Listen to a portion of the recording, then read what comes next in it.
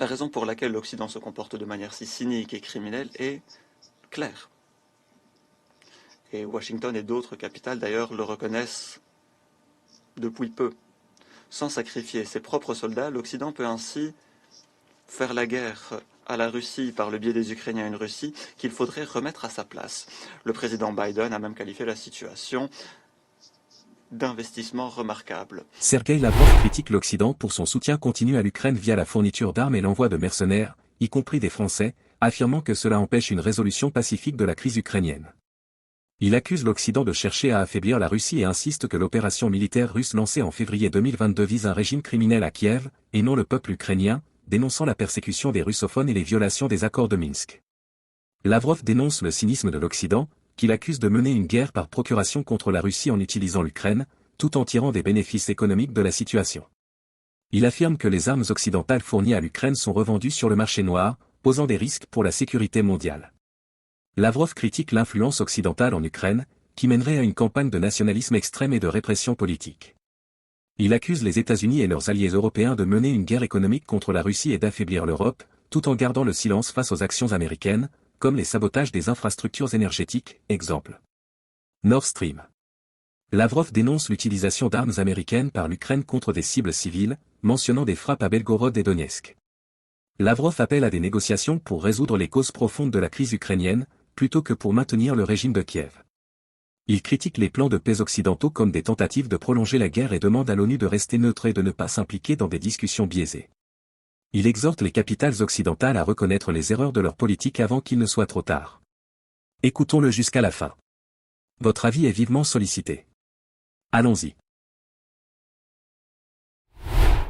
Aujourd'hui, nous discutons une fois encore de la situation en Ukraine, alors que l'Occident continue de lui livrer des armes. Et alors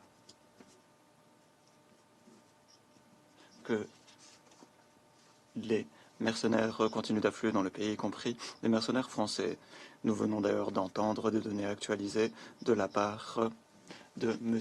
Ebo, représentant la secrétaire générale adjointe du secrétaire général. Nous le remercions des informations qu'il nous a communiquées.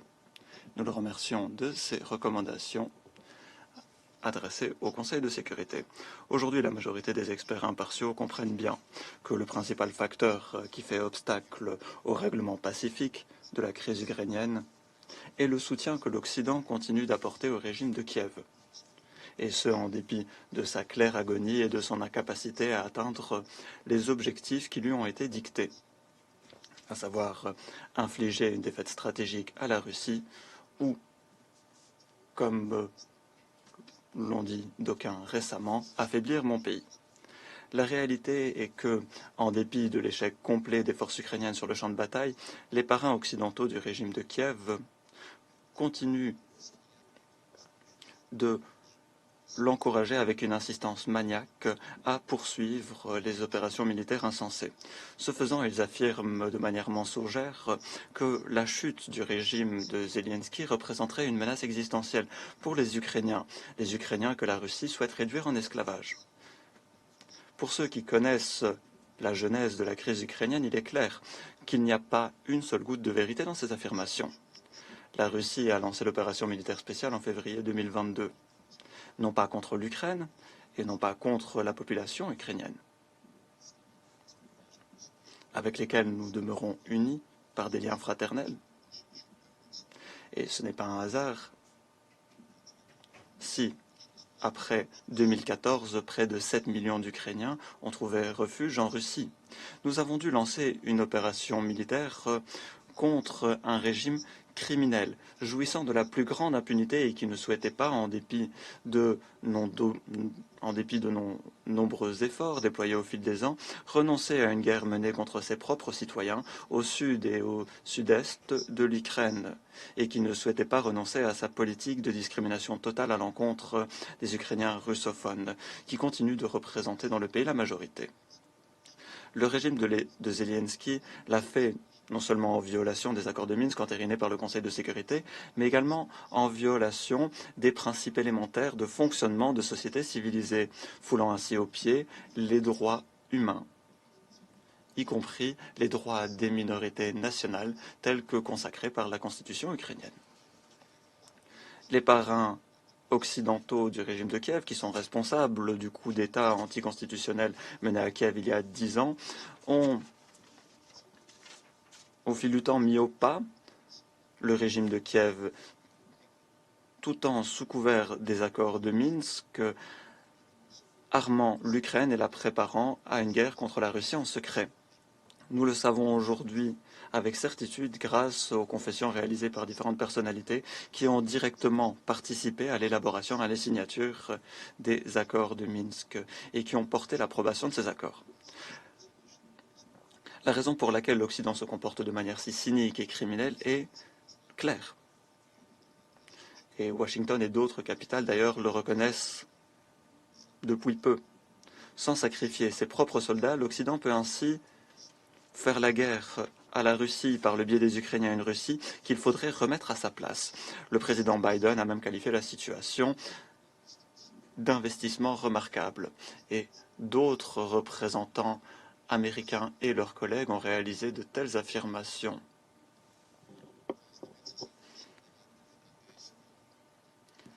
L'administration américaine actuelle, alors qu'elle tente de trouver un accord avec l'opposition au Congrès concernant un nouveau paquet d'aide à l'Ukraine, fait preuve d'un nouveau cynisme. Nous avons notamment appris, grâce à leurs déclarations, que près de 90% du budget militaire alloué au régime de Kiev par les Américains reste aux États-Unis, vise à développer le secteur militaro-industriel du pays, à moderniser les armements. Les vieilles armes, quant à elles, sont utilisées en Ukraine. La majorité des usines et entreprises ukrainiennes, notamment les entreprises de production de lithium, ont été vendues aux Américains. Les terres arables du pays leur ont également été vendues à bas coût et de manière indéfinie. J'en veux pour exemple le fait que l'organisation Soros ait reçu des terres arables pour y enterrer des déchets des industries chimiques occidentales. M. Blinken, le secrétaire d'État américain, appelle l'attention sur le fait que continuer d'aider l'Ukraine permet de garantir la création de nouveaux emplois aux États-Unis. Il n'est donc pas question de financer une guerre qui a déjà fauché des centaines de milliers de vies en Ukraine, mais de mener des projets commerciaux rentables. Les Européens, et je m'adresse aux Européens dotés de bon sens, devraient enfin se réveiller et comprendre qu'en aidant le régime de Zelensky, les États-Unis font non seulement la guerre à la Russie, mais œuvrent également à affaiblir l'Europe en tant que concurrent économique. Washington a sapé sa sécurité énergétique en provoquant des crises dangereuses dans le domaine économique et social en Europe. Je n'aborderai même pas la question des attentats orchestrés à l'encontre du Nord Stream.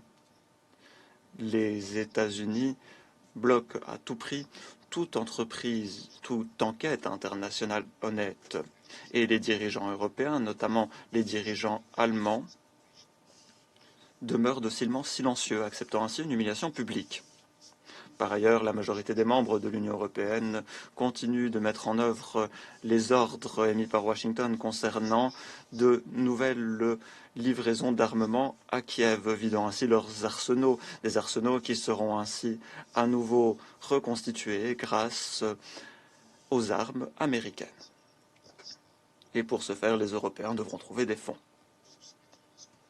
Les marchands de mort ne s'ébranlent pas du fait que leurs armes, y compris des armes à sous-munitions ou encore des munitions à uranium appauvri, sont utilisées de manière méthodique, impitoyable et préméditée pour frapper des installations civiles, comme ce fut le cas lors des frappes contre des quartiers résidentiels de Belgorod le 30 décembre ou encore hier contre des marchés et magasins à Donetsk.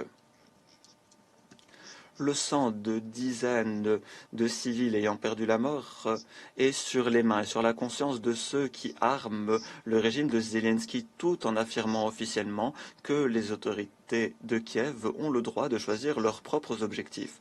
Nous nous rappelons bien que les anglo-saxons, sans que la moindre nécessité militaire ne le justifiait, avaient bombardé Dresde en février 1945. Nous nous rappelons qu'ils avaient également récemment rayé de la carte les villes irakiennes de Mossoul et syriennes de Raqqa. Et aujourd'hui, ils ont trouvé des personnes prêtes à mettre en œuvre leurs instincts barbares. Le fait de fournir depuis des années de manière irresponsable des armes au régime corrompu de Zelensky a une autre dimension dangereuse. Alors qu'il tente de s'enrichir au maximum dans le cadre de ce conflit, des dignitaires à Kiev revendent tout simplement des armes qui leur ont été fournies par l'Occident sur le marché noir. On peut trouver sur le dark web de nombreuses annonces. Il est difficile d'imaginer que les hommes d'affaires occidentaux ne sont pas au courant. L'un des derniers exemples concerne des mitraillettes M16 américaines transmises à Kiev, des mitraillettes que l'on peut acheter en ligne pour des crypto-devises. Bien évidemment, cette situation profite à des groupes terroristes. Des armes se retrouvent ainsi en Afrique, au Moyen-Orient et en Amérique latine, ce qui ne fait que déstabiliser des régions au demeurant tumultueuses. Cette situation scandaleuse a pris une telle ampleur qu'il est impossible de l'étouffer. Même les États-Unis ont dû officiellement reconnaître le problème. Dans un récent rapport du Pentagone, il est d'ailleurs question du détournement d'armes, des armes qui étaient destinées aux forces ukrainiennes et qui représenteraient un total d'1 milliard de dollars. Mais je suis sûr que les chiffres sont plus importants. 40 000 armes, y compris des drones et des lance-grenades, n'ont pu être pris en compte, puisqu'aucune inventarisation n'a eu lieu. Je crois comprendre que des responsables américains sont d'ailleurs présents à Kiev pour prendre la mesure de la situation et nous leur souhaitons plein succès.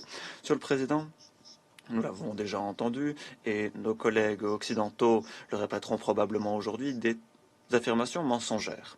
Si la Russie arrête de se battre, la guerre se terminera. Mais si l'Ukraine cesse de se battre, il en est fini de l'Ukraine. Même aux plus hauts échelons, les États-Unis semblent convaincus du fait que ensuite la Russie attaquera la Pologne, les Pays-Baltes, la Finlande. Que n'inventerait-il pas pour obtenir des fonds du Congrès et des parlements européens en les convainquant de la nécessité d'aider l'Ukraine au détriment de leurs propres citoyens, et ce jusqu'au dernier dollar ou au dernier euro? En exigeant de la Russie qu'elle cesse son opération militaire spéciale, ils comprennent très bien que si cela venait à arriver, alors le régime de Kiev, une fois ses blessures pansées, continuerait d'éliminer tout ce qui est russe. Et l'identité culturelle, historique et religieuse russe qui existe sur ces terres depuis des siècles. Le régime de Kiev continuerait de promouvoir un nationalisme inhumain étranger à la majorité de la population en portant en tant que héros ceux qui ont coté des nazis, ont éliminé lors de la Deuxième Guerre mondiale des centaines de milliers de juifs, de tziganes, de russes, de polonais, d'ukrainiens. La dictature se renforcerait ainsi. Le régime de Kiev continuerait de lutter contre l'opposition et contre toute forme de dissidence. Le nombre de prisonniers politiques ne ferait qu'augmenter et les démocraties occidentales fermeraient les yeux et demeureraient silencieuses avec approbation. Comme c'est le cas maintenant, alors même qu'un citoyen américain, le journaliste Gonzalo Lira, a été torturé à mort par les forces ukrainiennes après avoir publié des articles objectifs critiques vis-à-vis du régime de Zelensky. Qui a dit ne serait-ce qu'un mot à ce sujet, y compris aux États-Unis? Pas une seule personne. Et aujourd'hui, les délégations occidentales et les représentants du régime de Kiev ne trouveront probablement pas le courage de parler de cette question et de ce nouveau crime du régime de Zelensky et de son équipe. On parlera encore d'agression russe et on affirmera encore le soutien inchangé de l'Occident au régime de Kiev.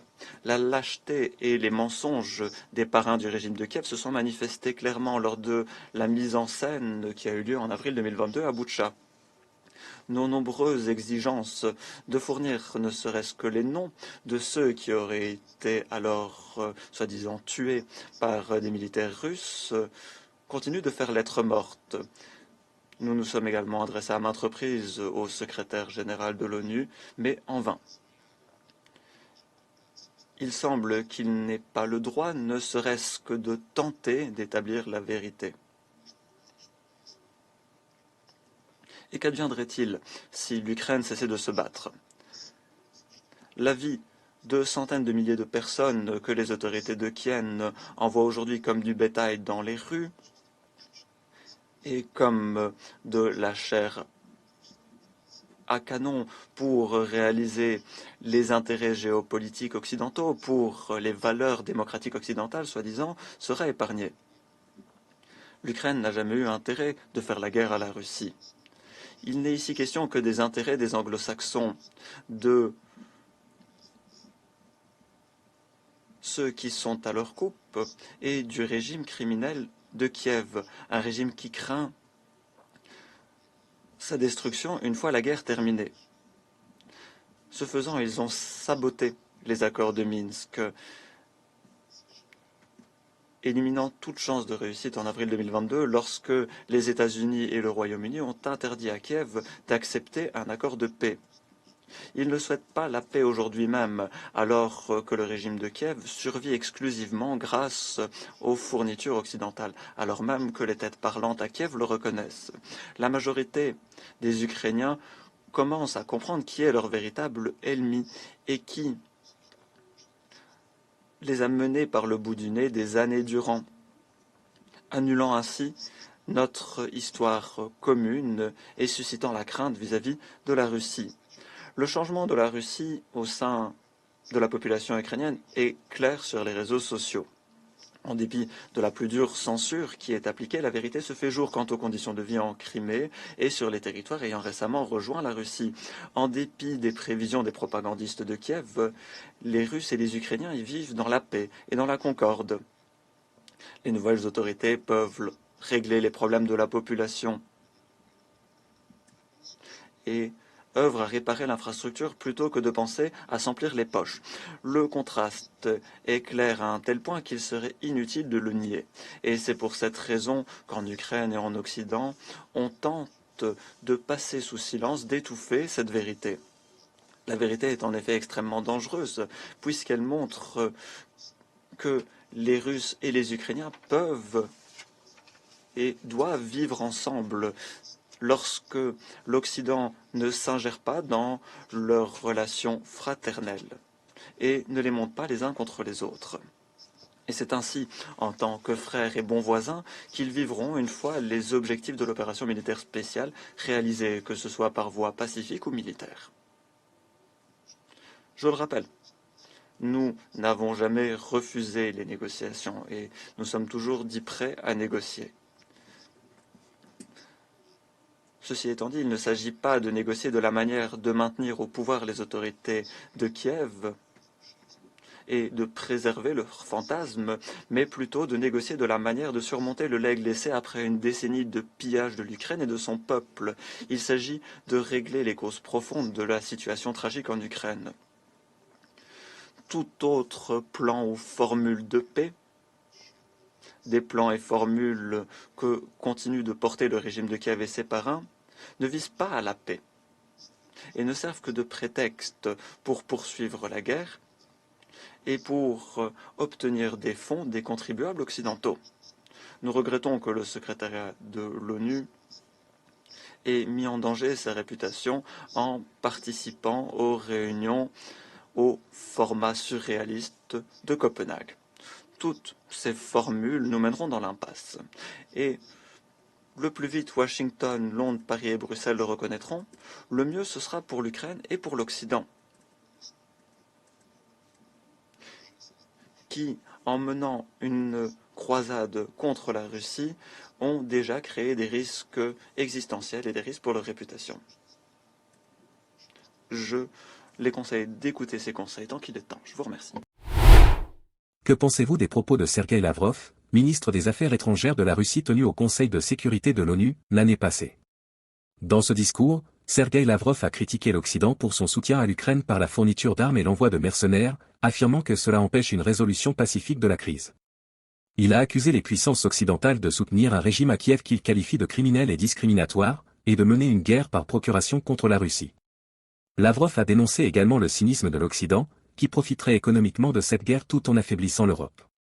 Il a appelé à des négociations pour résoudre les causes profondes de la crise, mais reste sceptique quant aux intentions des plans de paix proposés par l'Occident. Je partage avec vous 6 réflexions critiques tirées de ce discours ainsi que leurs applications dans différents aspects de nos vies. Écoutez et partagez avec nous vos propres réflexions. 1. Recherche de vérité et transparence. Lavrov met en avant l'importance de rechercher la vérité et d'être transparent face à la désinformation. Application dans la vie personnelle, être honnête et transparent dans ses interactions avec les autres, comme clarifier les malentendus ou admettre ses erreurs, aide à construire des relations de confiance. Application dans la vie professionnelle, dans une équipe de travail, promouvoir une culture de transparence où les informations sont partagées ouvertement, permet de prendre des décisions informées et d'améliorer la collaboration. 2. Gestion des conflits de manière constructive. Lavrov appelle à résoudre les conflits par le dialogue plutôt que par la force. Application dans la vie personnelle, gérer les conflits dans les relations en discutant calmement des problèmes et en recherchant des solutions communes, plutôt qu'en évitant la confrontation ou en réagissant de manière agressive. Application dans la vie professionnelle, lors de différends au travail, adopter une approche collaborative pour résoudre les désaccords, en écoutant activement les préoccupations des autres et en travaillant ensemble pour trouver des solutions mutuellement acceptables. 3. Autonomie et indépendance. Lavrov critique la dépendance de l'Europe vis-à-vis des États-Unis et appelle à plus d'autonomie. Application dans la vie personnelle, cultiver son indépendance personnelle en prenant des décisions basées sur ses propres valeurs et besoins, sans se laisser influencer excessivement par les opinions des autres. Application dans la vie professionnelle, encourager l'autonomie professionnelle en développant des compétences et des connaissances qui permettent de prendre des initiatives et de résoudre des problèmes de manière indépendante. 4. Préparation et anticipation. Lavrov souligne l'importance d'anticiper les conséquences à long terme des actions présentes. Application dans la vie personnelle, anticiper les défis futurs dans sa vie personnelle, comme préparer un plan d'épargne ou développer de nouvelles compétences pour s'adapter aux changements de carrière.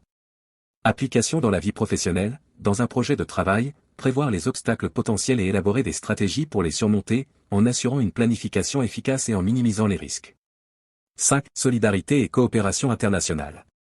Lavrov appelle à une coopération internationale équilibrée et respectueuse des intérêts de chaque nation. Application dans la vie personnelle, pratiquer la solidarité dans la communauté locale, en s'engageant dans des actions bénévoles ou en aidant ceux qui en ont besoin. Application dans la vie professionnelle, favoriser la coopération au sein de l'organisation en travaillant de manière collaborative avec des collègues de différentes cultures et perspectives, en respectant et en valorisant la diversité des opinions. 6. Éthique et intégrité. Lavrov critique les doubles standards et l'hypocrisie, mettant en avant l'importance de l'éthique. Application dans la vie personnelle, adopter une conduite éthique dans ses interactions quotidiennes, en respectant les autres et en agissant avec intégrité. Application dans la vie professionnelle, maintenir des standards éthiques élevés dans le cadre professionnel, en refusant les pratiques douteuses et en défendant des comportements responsables et justes. Merci d'avoir suivi cette vidéo jusqu'à la fin. Partagez avec nous vos avis en commentaire. Merci pour votre engagement dans notre communauté et vos mots et gestes d'encouragement. À bientôt.